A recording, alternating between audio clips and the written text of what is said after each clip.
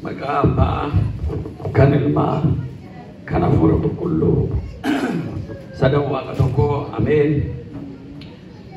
Waaqayyo kan isin jaallatu, isinis kan isa jaallattanu, maatiiwwan Kiristoos kan taatan hundumti keessan akkam bultanii, akkam jirtu, akkam yoo nageessan. Maqaan Waaqayyo keenyaa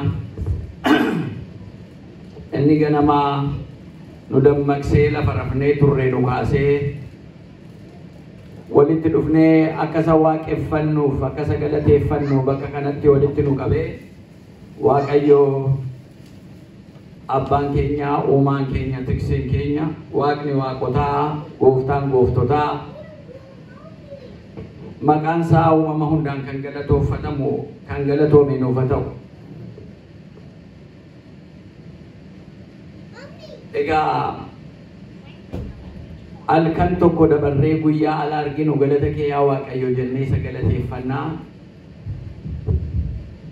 Waaqatu kana taasisa, namni kana taasisuu hin danda'u. Abbaan aangoo, abbaan qabeenyaa inni baradheera jedhu kana taasisuu hin danda'u.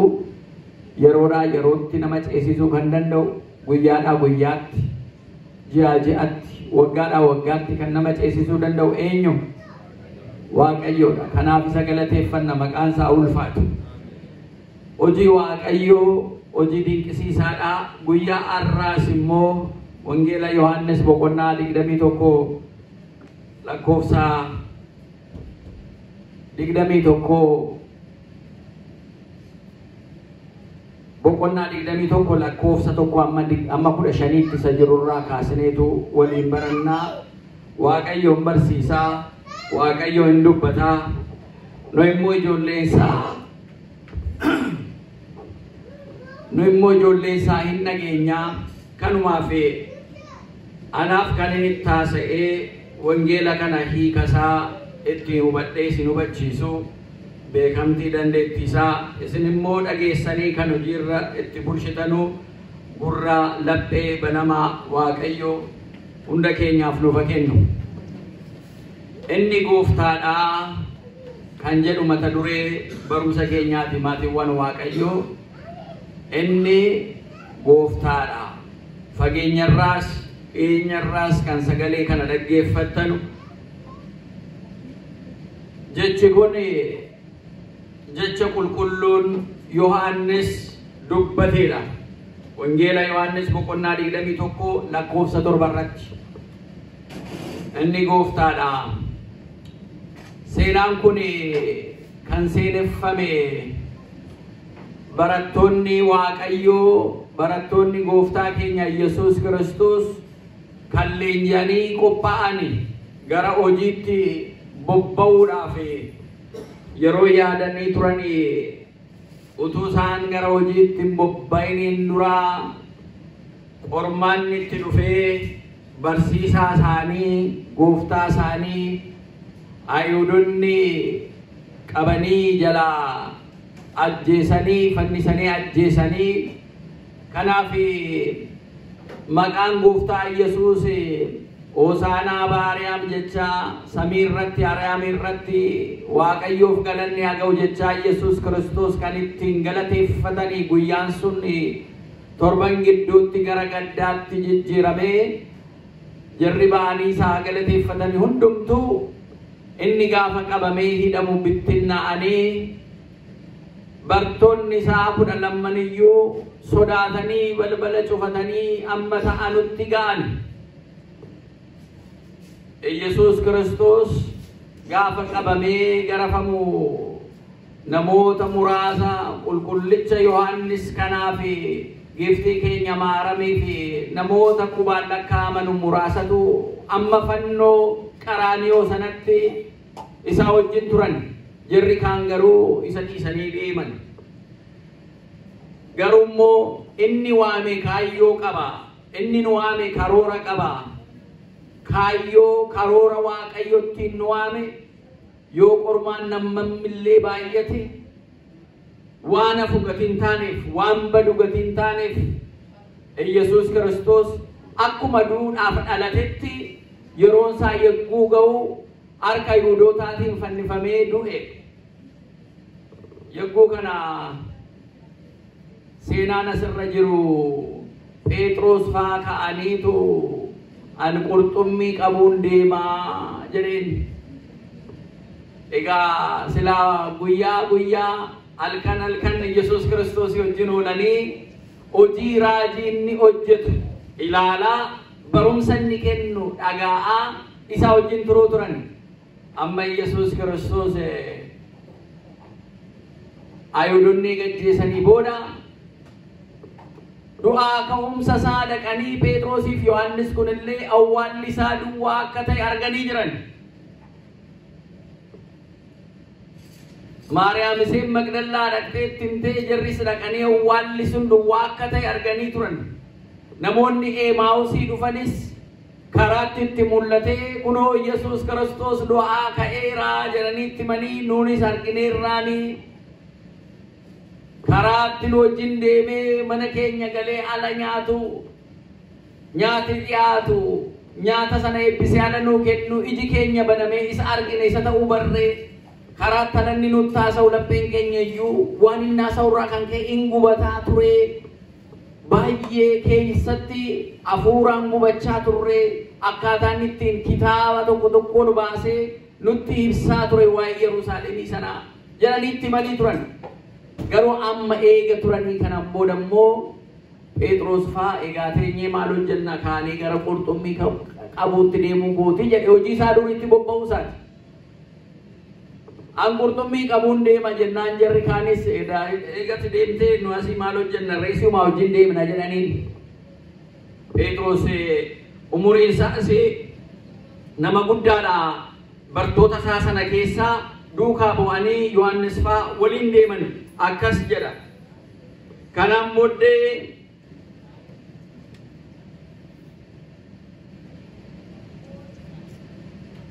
gooftaan keenya Yesuus Kiristoos barattoota isaatii galaana Xibriyaadooos biratti cinatti bartoota isaatti mul'achuu isaatii jedha.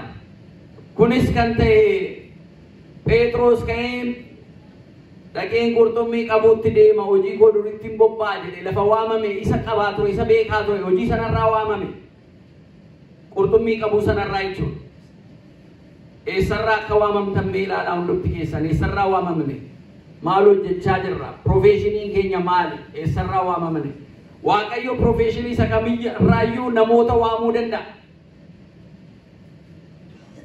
Bara sanatti qurxummii qabanii gabaatti dhiyeessanii ofii isaaniitii jireenya isaaniitti wayyeeffachuun waan tokko ture. Kottu kiyyoo kee kana achumatti dhiyeesseeti kanaan booda kiyyoo kanaan qurxummii kan qabdu tun ta'in kan nama ittiin kiyyeessitu taata sagalee Waaqayyootiin jedheetu gooftaan keenya Yesuus Kiristoos isa waame jechuudha. Waamamni isaa isa jalqabaa qulqulluun Phexros isa kan haa ta'u malee garuu amma kanaan booddee Yesuusis ciisa bishaan Xibriyaadooos bukkeetti ammas barattoota isaatti mul'achuu inni jedhu kutaan kun Simoon Phexros, Toomaas, Didimoos kan jedhamu innis Simoon Phexrosidhaa wajjin Toomaasin bakka jirutti Naatnaa'elis bakka jiranitti wal qabatanii jarri kun gara qurxummii qabuu sanatti Phexros wajjin ka'anii deemani. Fedhii Waaqayyoo irratti sin gaafanne qooda teenyee inni soo hin jiru maastariin keenya hin jiru barsiisaan keenya hin jiru gooftaan keenyas hin jiru maal goona ree teenyee ija wal keessa ilaaluurraa hojiidhuma qabne turre sanatti bobba'uu nu jedhanii waan deeman fakkaata. Bidiruu isaaniitti ba'anii galaana dur kiyyoo darbataniirraa qurxummii qabatan sana qurxummii qabachuudhaaf halkan guutuu dhamaa bulanii jedhan. As darbatu qurxummiin hin jirtu, achi darbatu qurxummiin hin jirtu, as darbatu qurxummiin hin jirtu. Akkasumatti halkan sana guutuu bishaan sanarra galaana Xibriyaadooos sanarra rakkachaa bulanii. Alaa aduun saaqqattu lafti saaqqatee gara barii jira. namni tokko qarqara bishaan sana bira dhaabbateetitti mul'ata. Ijoollee koo jedheen waan nyaatamu waa qabduu laataa jedheen jarri bidiruurra jiru.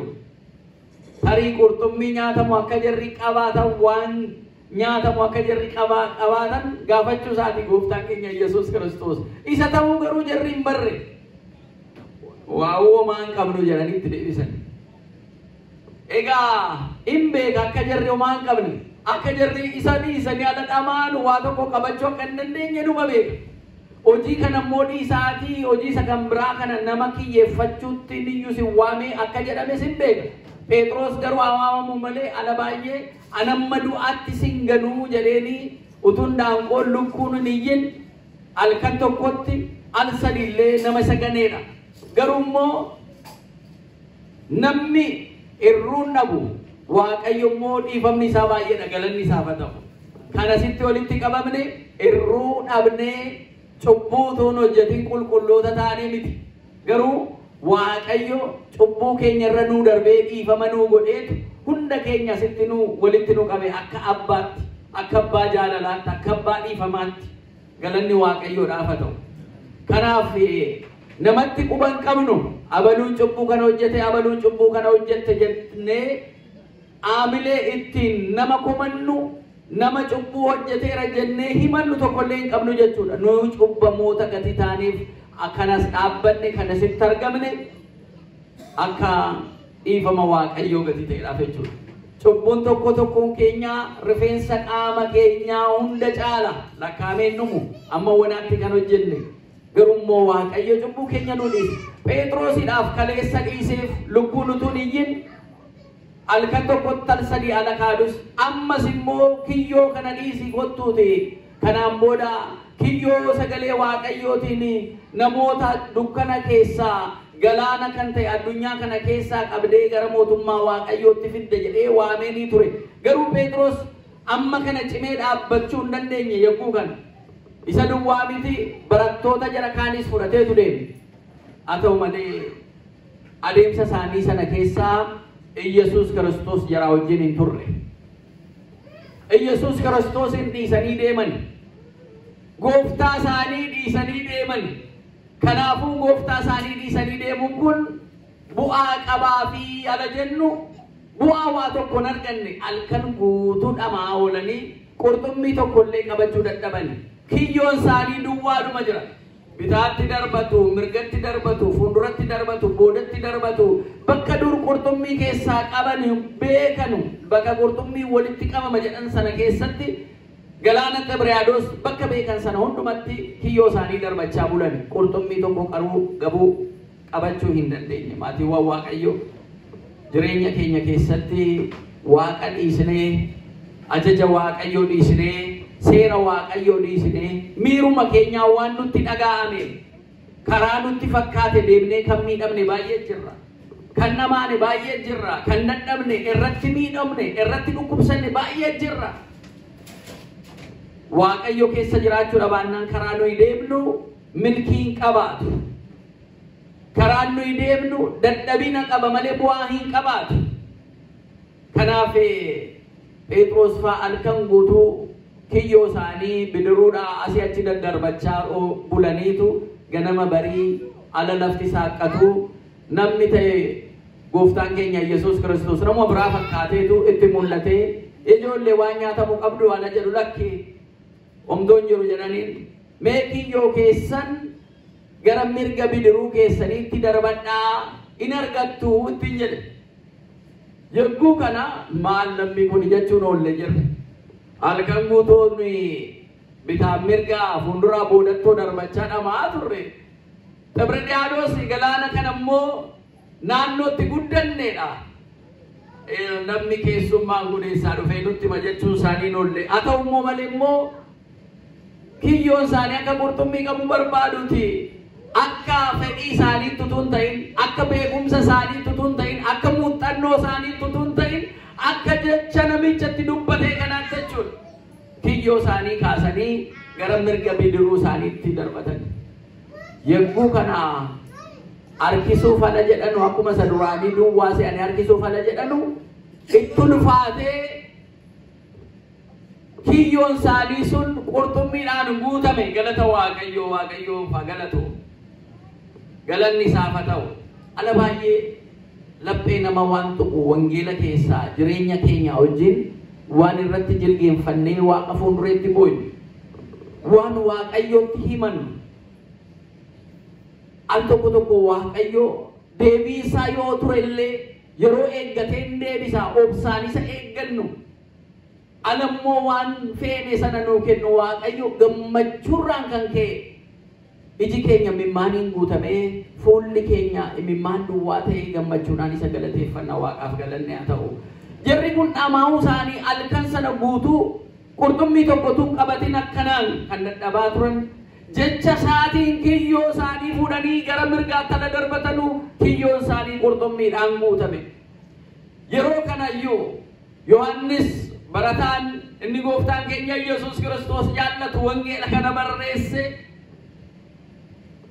akkas jedheetu itti dubbate jara isaa wajjin jiranutti jechuudha. Jarri isaa wajjin jiranu qulqulluun Phexros faa achuma galaana sana qullaa isaanii bidiruu sanarra ta'anii qurxummii qabuudhaaf halkan namaa turani. Gaafa bidiruu isaanii gara mirgaatiin qurxummii kana qabatanii argan innoo gooftaadha jedhe Yohannis inni gooftaan isa jaallatu. Imbare namicha san nama qurxummii kiyyoo isaanii sana keessa guute bare jechuudha. Amawuu isaanii sana akka jarri boqotanii gammadan kan taasise inni gooftaa ta'uu isaa bare jara nutti hime. Phexros yogguu kana dhaga'e gooftaa ta'uu isaa yommuu bare dafee wayyaasaa uffatee qabateetu mudhii isaatti hidhatee jedha qullaa isaa ture. Kanaaf deebi'ee galaanicha keessatti Xibriyaadoos keessatti of darbatee jedha. Itti dhaga'amte almee qamboodatti deebi'aa jedheetu jechuudha. Ati fuuldureetti na waamte iddoo kana na waamte kiyyoo kana dhiisii kottu nama qurxummii akka qurxummii addunyaa kana keessaa nama adamsitee sagalee waaqayyootiif mootummaa waaqayyootti akka galanuufiyyuu kiyyeessita adamsitee qabda naan jedhee na waamee ana amanamuun dadhabee jedhe Phexros. Ana jira kana kan dogongorsiise gara qurxummii qabuutti deemaan jira jedhee jarris wajjin deemna kan naan jedhanii na fidanii obsinee isa gooftaa eeguu dadhabnee anatu jira kana hojii isa dhiisee dhufetti jara fide jedheetutti dhaga'ame. Isa eessa kan inni jiru hin beeknu gaa egaa hojii keenyatti bobbaana jedhee gara qurxummii qabuutti hojii isaa amaanaan natti kennate irraanfadhee ana kan jara kanas ofii dogongoree jara dogongorsiise jedhee sammuu isaatti daanqolutuun iyyinal kan tokko keessatti alsadi akka gane ammas immoo sin gane yaa Waaqayyo lafati nan keenyen dhufe lafati keessa na baastetti hin deebi'e jedheetu qullaa isaa gadi tureef yaadaanis qullaa tafee uffataanis qaama isaatiin qullaa tafee kan ture gadi ta'eef galaana sanatti of darbatee jedha. Yogguu kana jarri bartoonni jarri kaan isaa wajjin turanii bidiruu kana dhiibanii gara lafaatti baasanii kiyyoo sana keessatti kan qabamanii jiran qurxummii sana harkisanii gara bidiruu isaaniitti fe'atanii. Yogguu kana kan nama ajaa'ibu inni nu kenninee fi nyaata nyaate immoo akkan jenne hojii waaqayyoo waa nyaatamu qabdu jedhee jara gaafatee ture. Jararraa akkan eegne immoo agarsiisuudhaaf gaafa jarri gara lafaatti immoo achaas ba'anu qurxummii waadamee fi biddeen qophaa immoo argatanii jedha. Laalaa kunis immoo hojii rabbiiti. Kanaafuu nyaatni nyaatu sun qophaa'ee kan jiru akka ta'etti agarsiisa. Ekeraa akka hin taane wanti argaa jiranu Yesuus Kiristoos isa du'a mo'atee ka'e akka ta'e akka baranu isa nyaata xiqqoo eebbisee namoota 5,000 ol nyaachisee inni ka'ellee haftee nyaata sanaallee masooba meeqa akka ta'e kan agarsiise sun ammas du'aa ka'ee kan jiru isa akka ta'e immoo agarsiise jechuudha. Naafidaa jedhee qurxummii sana eega jarri samma qabdan irraa dhaqaa fidaa jennaan qurxummii 153 yeroo gurguddaa kiyyoo keessa akka jiru Yohannis fa'aa hubatanii jechuudha. Barattoonni isaa hubatanii jechuudha. Isaan booda eebbisee kutee jaraaf kennee fuuldura isaaniitti inni siin nyaatee jedha. Maatiiwwan Waaqayyoo. Mata dureen barumsi keenyaas isuma qulqulluun Yohannis dubbate kana waan baay'ee innoo gooftaadha inni jedhu kun waan baay'ee nu agarsiisa. Innoo gooftaadha inni isa du'a mo'atee ka'e. Isa duuti isa qabachuu hin dandeenye innoo gooftaadha. Bakka jirru hunda keenya eessaa si waame Waaqayyo mee hubadhaa eessa turtani? Eessaa Waaqayyo si waame? Eessaa jaalalli fannoo gooftaa Yesuus Kiristoos si waame? Nu du'ee du'a mo'atee ka'uun Yesuus Kiristoos eessaa utuu jirru dhageenye isatti amanuu jalqabne. Inni kaan daa'imummaarraa maatirraa dhaaleetu ijoollummaadhumaan dhaggeeffachaa dhufe dhaga'aa dhufe maatirraa dhaalee dhufe. Inni kaan immoo waaqin jiru lafa jedhurraayyuu sagalee kana dhaga'ee hojii Waaqayyoo kana dhaga'ee kan dhufe jira. Inni kaan akka Toomaas namni asumarra jiraata hootii gad du'ee booda jireenya maaliitu jira namni asuma jiraata asirraa du'aan eega boqotee booda jireenyi kan biraa hin jiru jedhanii akkuma jara dur amananii jara keessaa kan dhufe bartoota Kiristoos kan ta'e Toomaas inni jedhame inni shakku sun akkuma ture namoonni tokko tokkos waa'ee jireenya awwaala booda jiru kan hin yaadnes baay'ee jiraachuu danda'u. Isarraas kan waamamanii dhufan jiraachuu danda'u. Inni kaan karaa saayinsaawaa ta'een addunyaa kanarra haqaaf dhugaan jiraachuusaa ala dhabu haqni isaa jalaa dhokatee dhugaan isaa jalaa awwaalamtee ala aftu biyya addunyaan kun haqan qabdu dhugaan qabdu maal goona kanarraa jedhee manuma isaatti laphee isaa duwwaadhaan egaa uumaan hin jiraata garuu amantaan hin jiru kan jedhee immoo abdii kutatee meeqa jira. Isa keessaa waan filosoofii Giriikii kana keessaa filosoofii jara addunyaa jalqaba turan sana keessaa isa ta'u jara amma jiran kana keessaa asitti kan walitti nu qabe inni eenyu? Inni gooftaa galanni isaaf haa ta'u. Inni Waaqayyoodha galanni isaaf haa ta'u. Ala asirufnu lapheen keenya aara galfata. Ala asirufnu lapheen keenya du'a booda jireenya akka jiru abdii horata. Ala asirufnu waan ba'aa nutti ta'ee addunyaan qolee gadi nu qabsiisee deemsisuu barbaadu nurraa harca'ee bu'eetu abdii horannee humna argannee kaanaaf galanni Waaqayyoodhaaf haa ta'u. Maatiiwwan Waaqayyoo hojiin gooftaa dinqisiisaadha.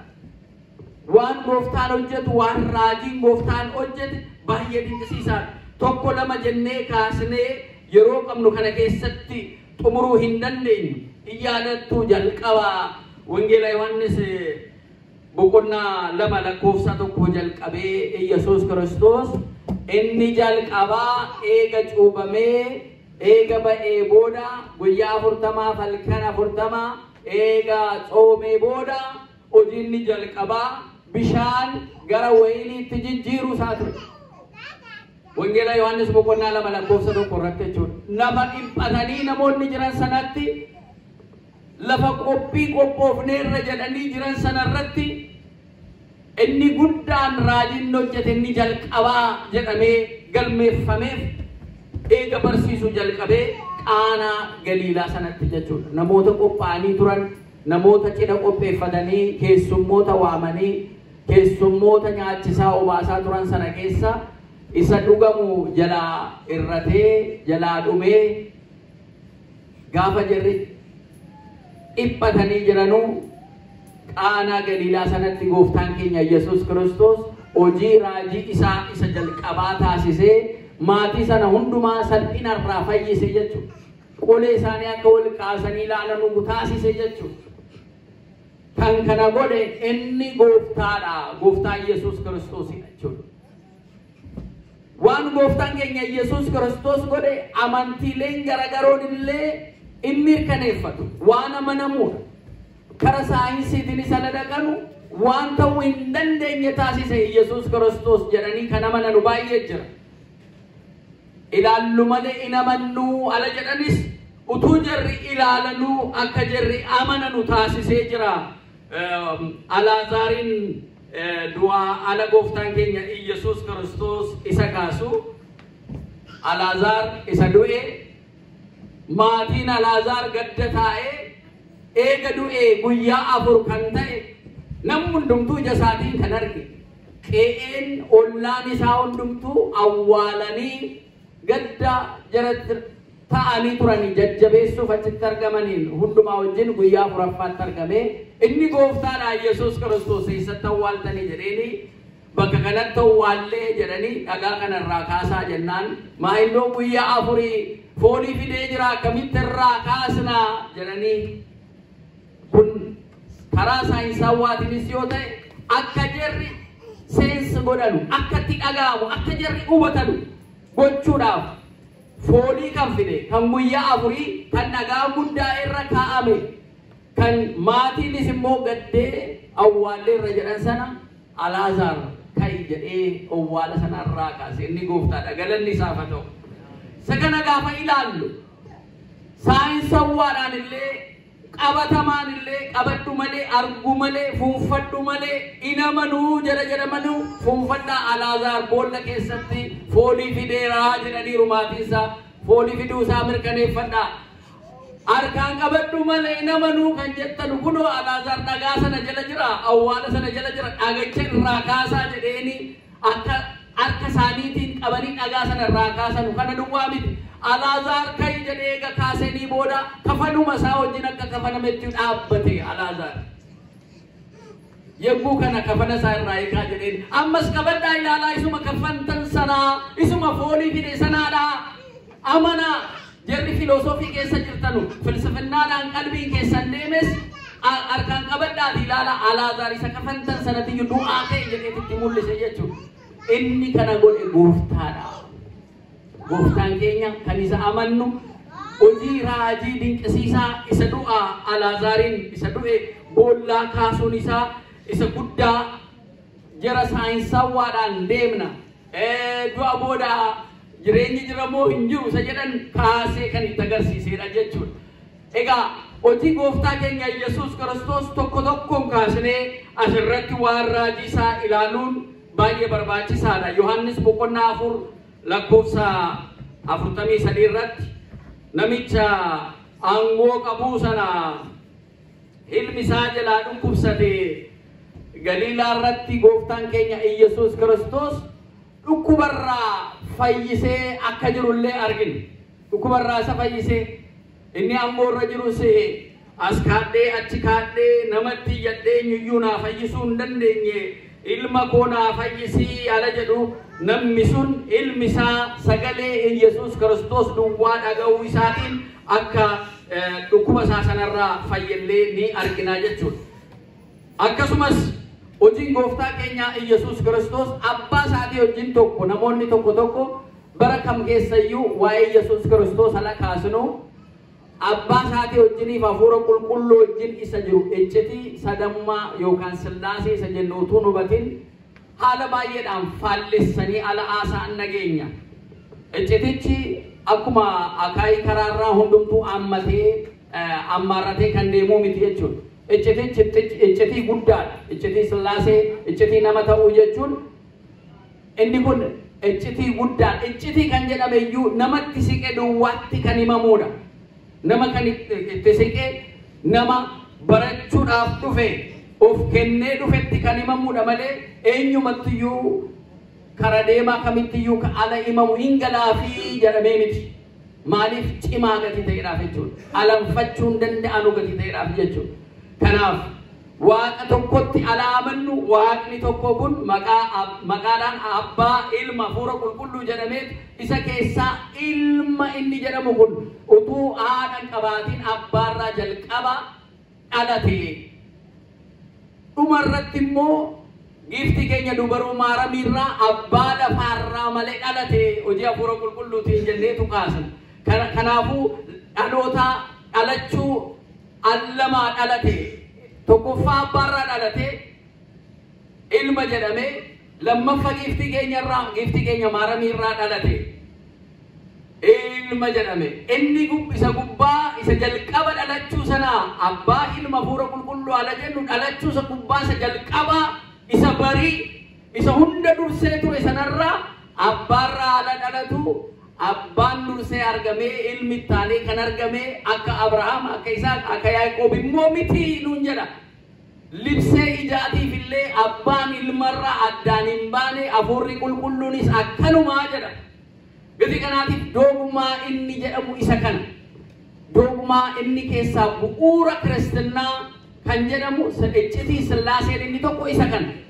Akkuma egaa akkana ta'e abbaarraa ilmi ala dhalatu yeroon adda adda abbaa ture ilmi turre achi immoo ilmi dhalate yeroon jedhamu hin jiru. Labsee ijaatiif illee abbaan dursee ilmi taanee yookaan hafuurri qulqulluu taanee jennu hin jiru jechuudha. Abbaa ilma hafuurri qulqulluu kan turan kan hunda uuman kan hunda dabarsanii immoo jiraatan jennee ala jennu Sillaaseen ni jennu kuni isa kana jechuudha. Abbaa ilma hafuura qulqulluu ilmi kun ni jalqabaa dhaloonni isaa gooftaa inni gooftaa ala jennu gooftaa kan ta'e gooftaa kan jennee isa waamnu gooftaa gooftotaati.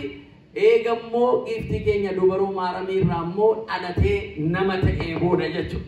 Dhalatee nama ta'e nama ala ta'u akkuma namaa xinneessee guyyaa eeggatee guddate malee anoo gooftaa dhalee tokkichumaa waggaa 33 hin geenye jechuudha. Eega dhalatee guyyaan tokko jedhamee lakkaa'amee fi akkuma ijoollee kaanii akkuma ijoollee Addaam guyyaa tokko lama jedhamee lakkoofsifatameetu waggaa 33 walakkaana ta'uu hojii isaa fannoo irratti nuu fannifameetu nuu wareegame jechuudha.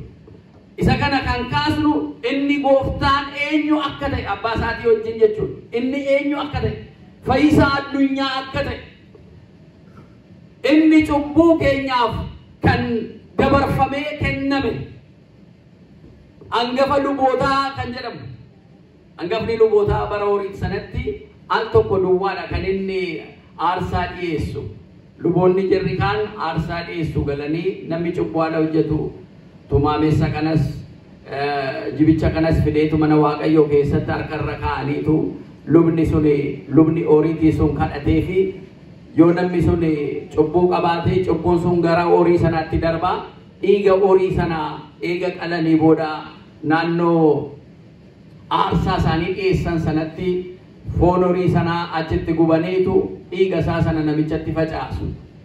Inni kun cubbuu isaanii sana yeroodhaaf balleessuudhaaf seera horiitii keessaa karaa Aroon karaa lubootaatiin kan raawwatu turedha jechuudha.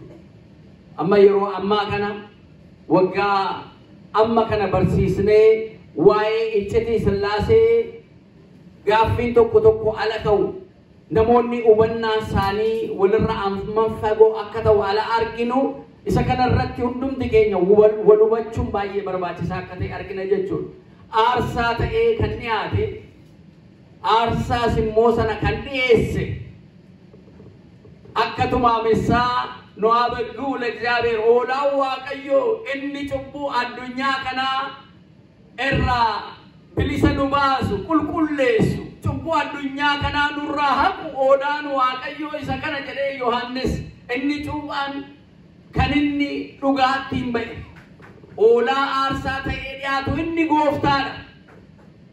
Akkasumas immoo gooftaan kun oolaa ta'ee qaraanii irratti aarsaa ta'ee dhiiga isaatiin addunyaa kan fayyisu yommuu ta'u akka immoo hangafa lubummaa isaatti immoo aarsaa kanas kan dhiyeessu immoo isa akka Aroon kan ta'e Aroon al tokko duwwaadha.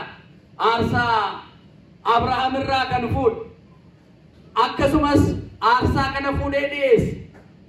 Gooftaan keenya inni gooftaa kan ta'e Yesuus Kiristoosis aarsaa al tokko qaraanii irratti isa dhiyeessu sana jechuudha.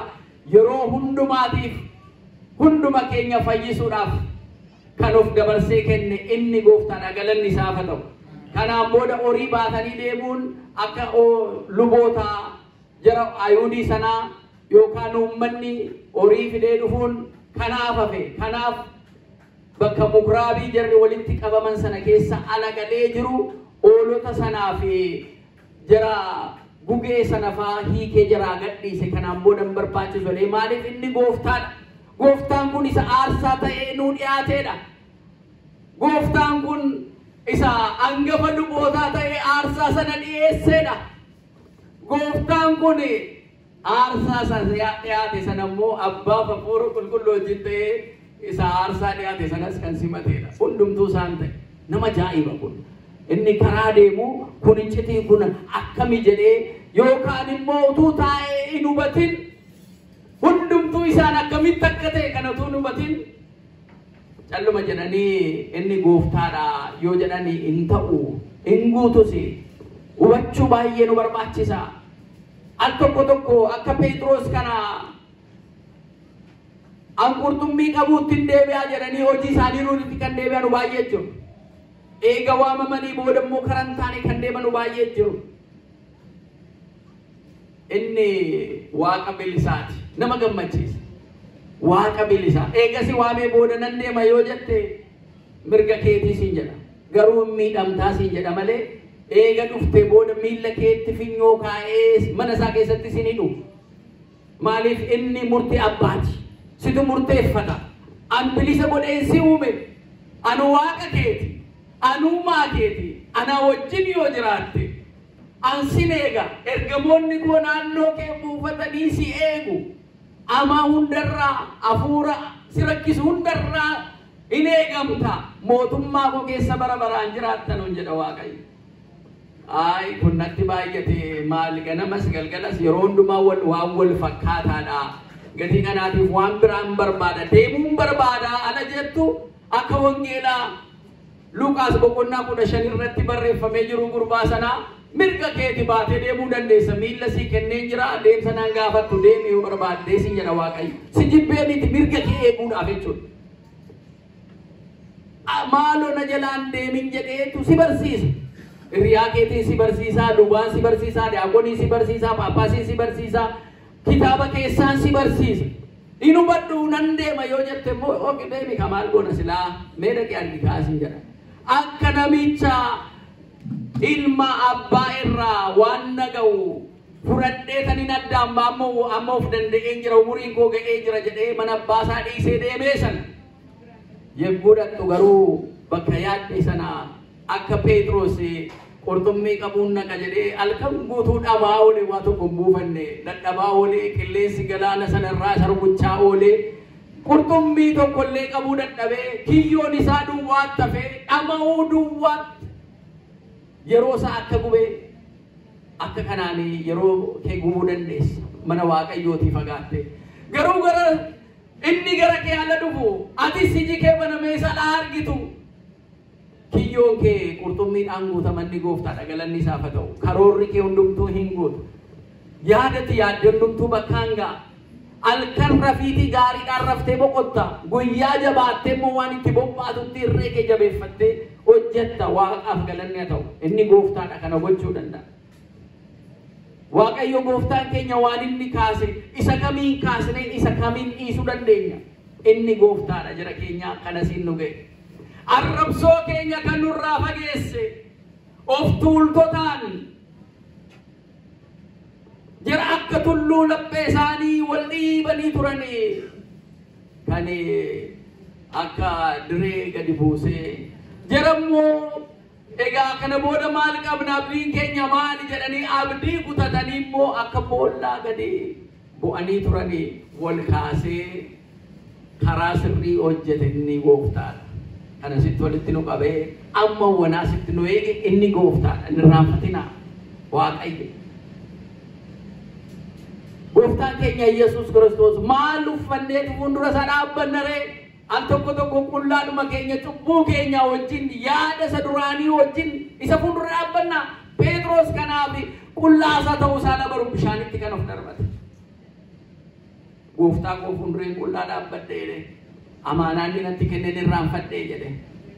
bakkanirraa na waamettiin deebi'ee waan hin tufee dhiiseetti naqee deebi'ee arraabee kiyyoo kana dhiisii qottu ati sagalee waaqayyoo kiyyoo godhatteetu namoota akka qurxummii addunyaa kana keessaa mootummaa kootiif qabda jedhee na waameetu ani garuu obsee isa eeguu dadhabeetani niyyoo qurxummii qabadha jedheen dhufee garuu yaadni gosi guutamne dadhabbii halkan guutuu dhama'uu malee waa sin buufanne ammas gooftaan koo nanni siree na eege ammas dhufee natti mul'ate jedheetu utaalee gara bishaan sanatti of darbate qullaamoon dhaabbadde yaada qullaadhaan dhaabbannee jirraa laata waaqayyo keessi keenya maaliin jira ayyaanni keenya maaliin jira afuurri keenya maaliin jira maatiiwwan waaqayyo abdii qabnaa mul'ata qabnaa kaayyoo waaqayyoon nu waameef yeroo hundumaa sammuu keenya keessa maatii keenyatti haati manaa abbaa manaa haati manaa haadha manaa irratti ijoolleen maatii irratti nuyi mana amantaa keenyaatiif nuyi biyya keenyaaf uummata keenyaaf saba addunyaa kanaaf waan gaarii hojjechuu waan waaqayyo ittiin nu uume gaarii ta'e hojjechuudhaaf ayyaanni keenya bakka waaqayyo nu waamee jira moo eessa jirra wal gaafachuun baay'ee barbaachisaadha. Inni gooftaa gatii ta'edhaaf eenyuun kan amansiisudha. Raajiin Yesuus Kiristoos hojjetu akkan sila isinitti hime jara amanan duwwaa miti jarri hin amannellee waa'ee Yesuus Kiristoos raajiin ni hojjete nama fuuldurattis waaqa fuuldurattis qulqulluu akka ta'e hundumtuu fudhata. Dogongora hir'uu kan hin qabaanne qulqulluun akka fannifame cubbuu malee akka fannifame hundumtuu fudhata. Garuu immoo fedhii keenyaan harka keenyaaf laphee keenya wal kaasnee akka isatti amannuudhaaf malee dirqisiifamnee miti. Mirga namaa kan eegu gatii ta'edhaaf Addaam waggaa 7 duwwaa gannata keessa jiraata. Isaan booda gorsa seexanaatiin gannata sana dhiisee bakka jiraatu bakka gaarii sana dhiiseetu waaqa taata isaan jennaan waan hin nyaatiin jedhame sana nyaatee abboommii waaqayyoo cabsee waaqa ta'uu barbaadee namumayyuu ta'uu dadhabeetu kufe. Nu yoo maalirra jirra? Sagalee waaqayyoo ala dhageenyu ulfina sagalee waaqayyooti kenninee lapheen keenya isatti deebi'ee isa waaqeffannee isa kabajnee jiraanna moo deddeebi'uun keenya tarii miilluma duwwaa ta'eetu jireenyuma isaaf kabaja isaa qabnuyyuu tarii tuffannee jirra. Asala dhufnu qeesii as jiru duwwaa arginaa daaqonii as jiru duwwaa arginaa namoota as jiru duwwaa argina moo fageessinee isa fannifamee jiru Yesuus Kiristoos nu gidduu akka jiru arginaa. Gooftaa sana gidduu jiru sana arginaa jikeenya. Isa kana arguu dhabaannaan ammallee deddeebinni keenya ija fooniitiin waan arginu kana duwwaa taanaan miidhamni keenya baay'atamaatii waaqayyo. Inni gooftaan walitti nu qabuusaa amannaan inni fannifame nu gidduu jiraachuusaa amannaan garuu namni tokkollee yoo jiraate boodatti waan nu harkifachiisu tokkollee jiru jechuudha. Nu gidduu jira moo jiru?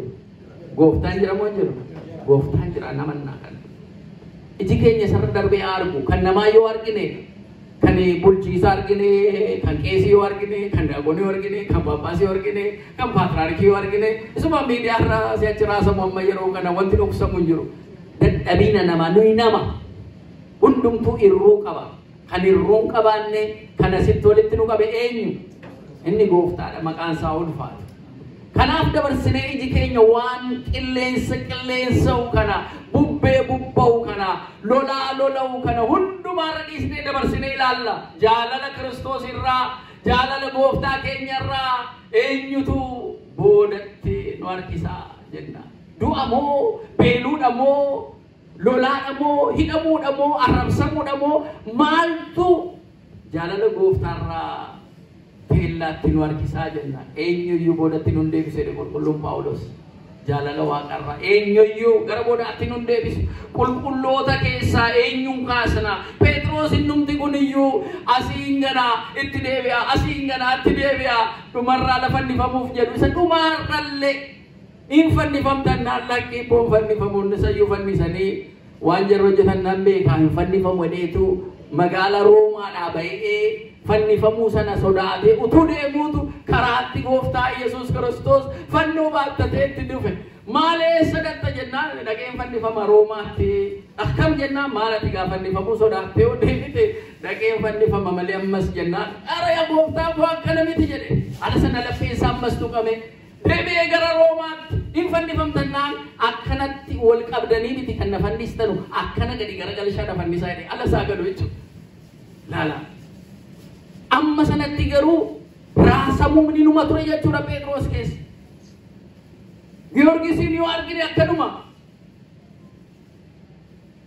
inaaffiin Waaqayyoo isa qabatee seenaa Giyoorgis keessatti Waaqayyoof inaafee namoota harkaan tolchee waaqota tolchatanii waaqeffatan sana lakki kun waaqa ta'uu hin danda'u waaqni waaqotaa gooftaan gooftotaa isa samiif lafa uume kanaadha jedheetu isa jarri nama jireenyaan itti gabbaranii bineensa nyaachisanu sana kun immoo ummata keenya tokko tokkoon bineensa kanaaf gabbaraa jiraachuu hin dandeenyu kennaa jiraachuu hin dandeenyu gati kanaatiif kun waaqa ta'uus hin danda'u jedheetu murteessee isee kennamuuf turte sana hiikee gadhiisee oddoo see of hidhee taa'eetu gaafa leencichi nyaachuuf inni leenca miti diraagoniin sun nyaachuudhaaf dhufu diraagonii sana ajjeesee isa namni akka waaqaatti isa waaqeffatu harkisee magaala keessa deeme kuni